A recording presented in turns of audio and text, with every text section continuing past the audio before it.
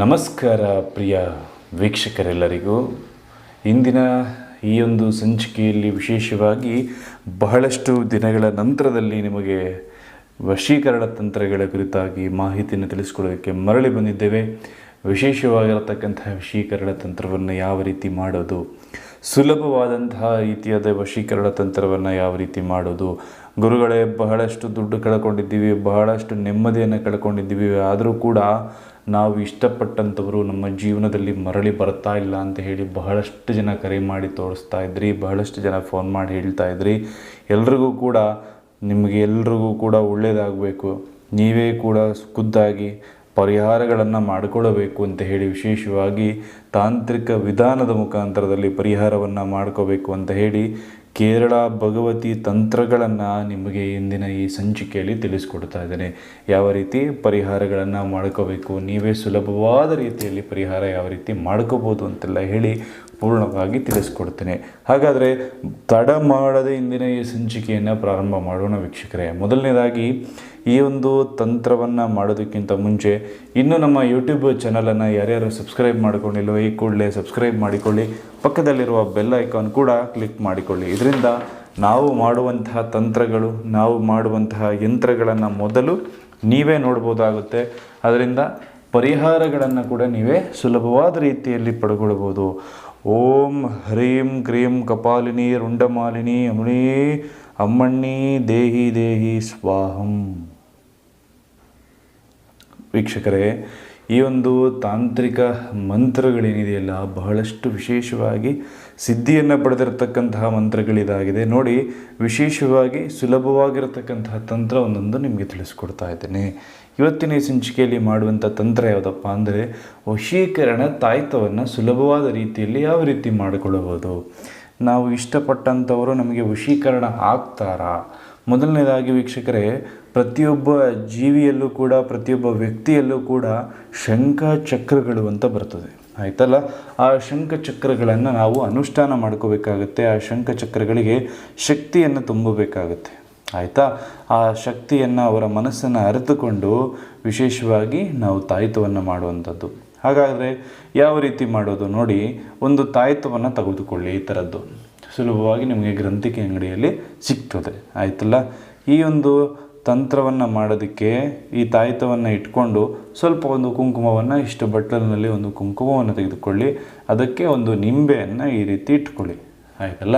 ಸುಲಭ ವಿಧಾನದಲ್ಲಿ ತಿಳಿಸ್ಕೊಡ್ತಾ ಇದ್ದೇನೆ. ಸ್ವಲ್ಪ ಒಂದು ಬಟ್ಲನ್ನು ಇಟ್ಕೊಳ್ಳಿ, ಅದರಲ್ಲಿ ಒಂದು ನಿಂಬೆಯನ್ನು ಇಟ್ಕೊಳ್ಳಿ. ನಿಂಬೆ ಅಂತಕ್ಕಂಥದ್ದು ಅದು ನಿಮಗೆ ಆ್ಯಸಿಡಿಕ್ ಗುಣಗಳನ್ನು ಇಟ್ಟಿರ್ತಕ್ಕಂಥದ್ದು. ಇದರಲ್ಲಿ ಒಬ್ಬ ವ್ಯಕ್ತಿಗೆ ದೃಷ್ಟಿಯನ್ನು ಕೂಡ ತೆಗಿತಾರೆ, ಒಬ್ಬ ವ್ಯಕ್ತಿಯನ್ನು ಮಾಟ ಮಂತ್ರ ಮಾಡಿ ಹಾಳು ಮಾಡೋದಕ್ಕೂ ಕೂಡ ಒಂದು ನಿಂಬೆಹಣ್ಣನ್ನು ಉಪಯೋಗಿಸ್ತಾರೆ, ಆಯ್ತಲ್ಲ. ಅದೇ ಪ್ರಕಾರವಾಗಿ ಒಂದು ಬಟ್ಟಲಲ್ಲಿ ಈ ರೀತಿಯಾಗಿ ಸಿಂಪಲಾಗಿ ನಾನು ನಿಮಗೆ ತಿಳಿಸ್ಕೊಡ್ತಾ ಇದ್ದೇನೆ. ಒಂದು ನಿಂಬೆಹಣ್ಣನ್ನು ಇಡಿ. ನಿಂಬೆಹಣ್ಣನ್ನು ಇಡುವಾಗ ಆ ಒಂದು ನಿಂಬೆಹಣ್ಣನ್ನು ಈ ರೀತಿಯಾಗಿ ಬಲಗೈಯಲ್ಲಿ ಮುಚ್ಕೊಳ್ಳಿ. ನೀವು ಇಷ್ಟಪಟ್ಟಂತಹ ಸ್ತ್ರೀ ಆಗಿರ್ಬೋದು ಅಥವಾ ಪುರುಷ ಆಗಿರ್ಬೋದು, ಅವರ ಹೆಸರನ್ನು 3 ಬಾರಿ ಹೇಳಿ. ಹೆಸರು ಹೆಸರು ಹೆಸರು 3 ಬಾರಿ ಜೋರಾಗಿ ಹೇಳಬೇಕು.